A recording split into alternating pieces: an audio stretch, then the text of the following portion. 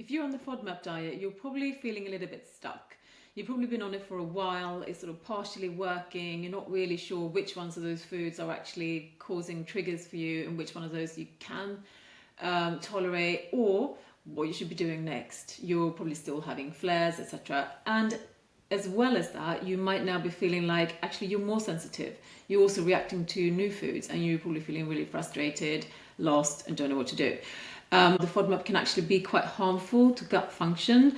And I wanted to explain how and why and what you should do if you're already on it. So the FODMAP diet was developed by dietitians, I believe, or GPs, sort of had some involvement a long time ago, before we really understood IBS symptoms and the true drivers behind it.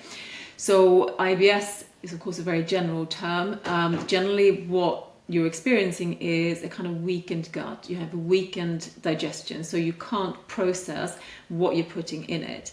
That's usually because of either low bacteria or imbalanced bacteria, or because of weak sort of digestive power. The food then becomes the trigger, so you're eating and reacting to it, but actually it's just because there's a failure to really processing it. So of course the solution then should be to strengthen the gut. But what the FODMAP diet does, however, is you're removing the trigger, problem solved, or maybe not so much, because of course you're not strengthening your digestive power.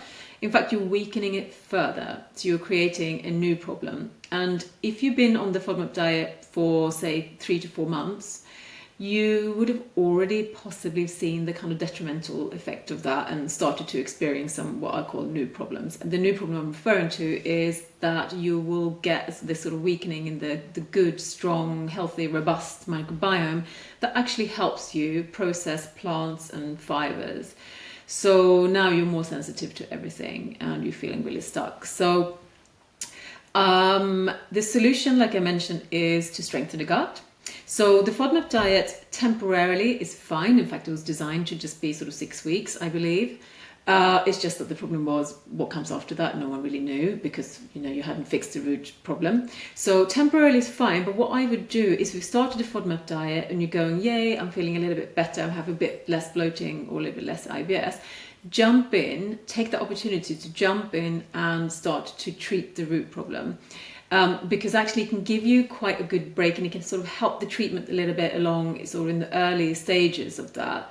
But please don't stay on the FODMAP diet for a really long time and sort of not really doing much about it. I mean, I have clients sometimes that come in, they've been on the FODMAP diet for 10 years or sometimes even longer. And, they're still stressing, they're still flaring, they're still restricting, and they're still experiencing symptoms. And you'll have a much harder time really rebalancing everything at that point. So what we do is that we usually use tests, and I would say that, if you're going to invest in anything to do with your gut health, a really good targeted stool test is the best use of money I think you can do.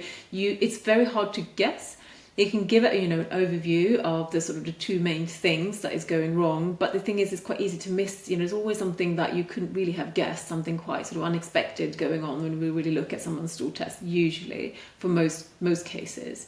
For example, I've even had someone where actually it was just, everything was fine except for one problem, that was that person had no lactobacillus bacteria, for example. But it can cause chaos, in the gut. She took a probiotic and she was fine.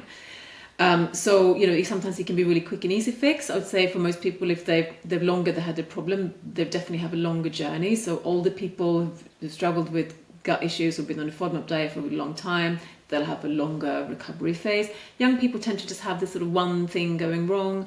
You just want to capture that with a test, and then you just want to deal with that, plug that gap, and then move on. So you can use specific foods and supplements. A prebiotic is essential when it comes to rebuilding the microbiome, but you have to sort of do it, very carefully and also in a specific order. So just to summarize then, that, if you're on the FODMAP diet, you probably feel a little bit stuck. You probably don't know where to move on from that. It's probably not working that well for you. You probably don't know which foods. You probably modified it yourself, thinking, well, these foods and that food, or less than that food. So you probably made a modified version for yourself. Most people do. And it's probably partially working, but you don't have any solutions for how to sort of get out of that or how to sort of end the restrictions. And yeah, we're here to tell you really that, root cause is the only way, if you ever want to not having to, worry about your gut.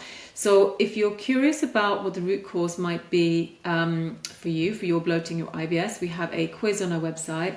I'm going to leave the website address. You can go to the home page. It's one of the first buttons on there. I think it's called quiz.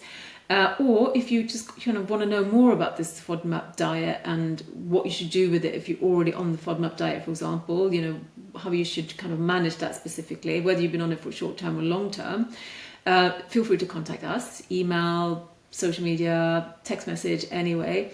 And then we'll get back to you and kind of try to give you some pointers on what you could do next, in terms of food. Could there be some tests, or, what should you research, what should you be looking into? And I hope you found this useful.